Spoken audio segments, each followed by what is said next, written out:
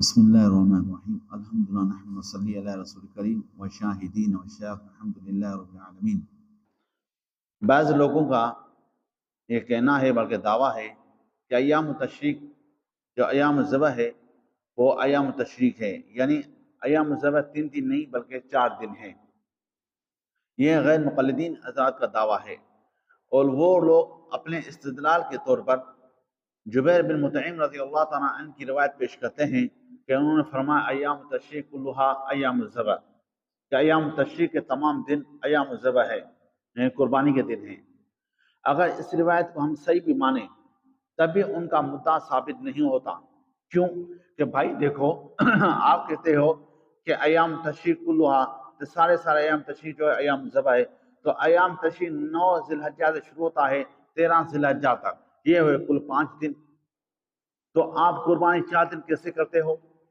9 ذی الحجہ تو آپ نے داخل کیا نہیں اس روایت کے مطابق جس سے آپ استدلال کر رہے ہو، اور اس کے باوجود بھی اس کا جواب انہوں نے آج تک ہمیں نہیں دیا اور نہیں دے سکتے ہیں۔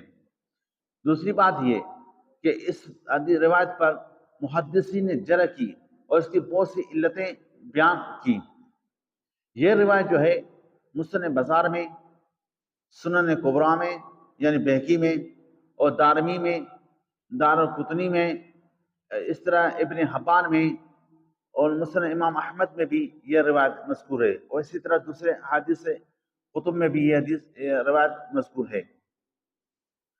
اب اس روایت کا جو مدار ہے وہ عبد الرحمن ابن ابی الحسین پر ہے، اور عبد الرحمن کی ملاقات جو ہے وہ جبیر بن مطعم رضی اللہ تعالیٰ عنہ سے ثابت نہیں۔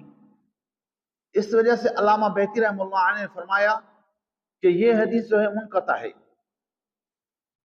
اور اس کا دوسرا روایت جو ہے دوسرا ترک سلیمان بن موسیٰ رحمہ اللہ علیہ کے طریقے سے ہے، اور وہ جو ہے اس طریقے پر، اس پر بھی محدثین نے کہا کہ یہ روایت جو سلیمان بن موسیٰ کے طریقے پر ہے یہ بھی ثابت نہیں۔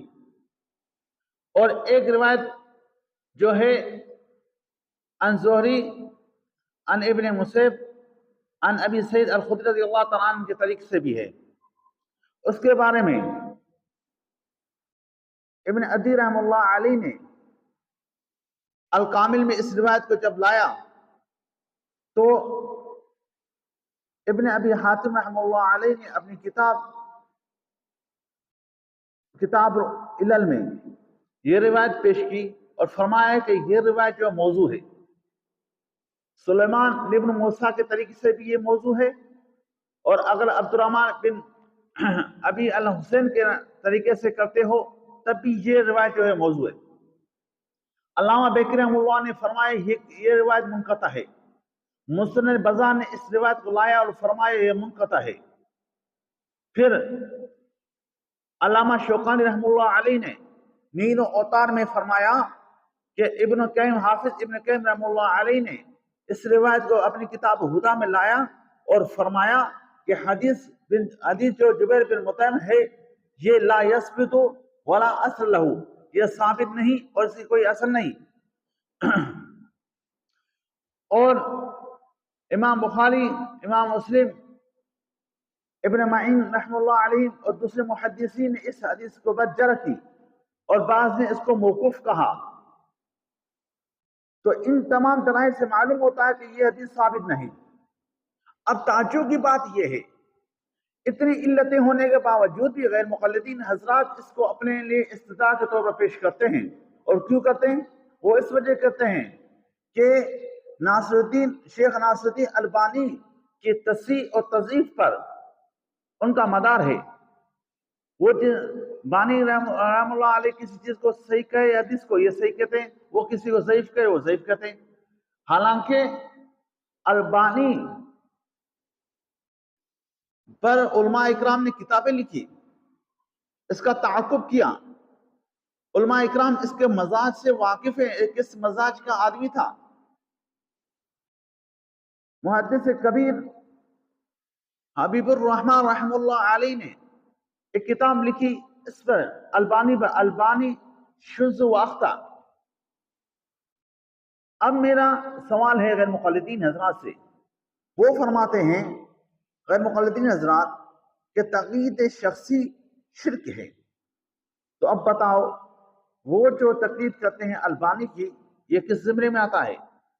کس حدیث سے ثابت ہے کہ آپ البانی کی تقلید کرو، تمام محدثین کو چھوڑو اور اس کے پیچھے لگ جاؤ؟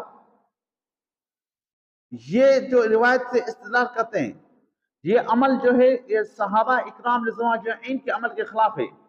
کسی ایک صحابی نے بھی 4 دن اضحیٰ نہیں کی، 13 ذی الحجہ کو اضحیٰ نہیں کی۔ یہ روایت غیر محفوظ ہے، غیر صحیح ہے، غیر صریح ہے، اس کے باوجود اس کو استدلال لیتے ہیں، اور یہ صحابہ کے صحابہ کے طریقے سے خلاف ہے، خلفاء راشدین کے طریقے سے خلاف ہے، پھر بھی اس پہ عمل، یہ سوائے ضد اور حد درمی کے اور کچھ بھی نہیں ہے۔ اللہ تعالی ہم سب کو ہدایت عطا فرمائے۔